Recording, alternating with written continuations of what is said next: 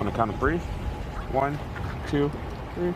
For the tens of millions of Americans inoculated with the Pfizer vaccine, tonight new word, they'll likely need a third shot, a booster dose, within 12 months of being fully vaccinated. Pfizer CEO says, like the flu shot, the vaccine could be annual. The variants will play a key role.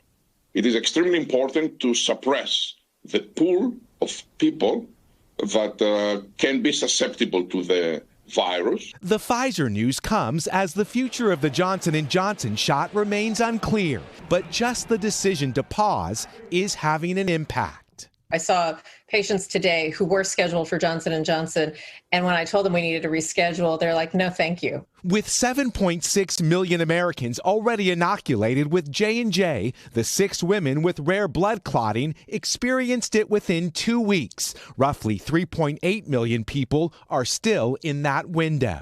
Some hospitals, like this one, say in recent days those just inoculated with J&J have been showing up to their ERs with no symptoms and no medical problems, but are instead overly concerned.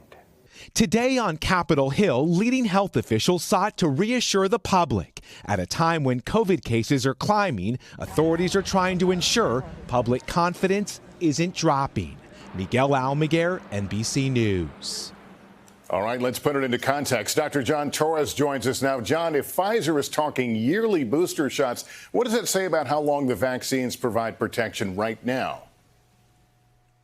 We know the vaccines are very effective in providing at least 6 months of protection from the virus, but until they study immunity of recipients 6 months out, we're not going to know conclusively. Now, Pfizer thinks we'll need a booster shot in 12 months time frame and maybe annually after that. Moderna says they're working on a booster shot and hoping to combine it with the flu vaccine so you can get both at once. What we don't know at this point is whether you can switch between different types of vaccines for that booster shot, but hopefully we'll soon.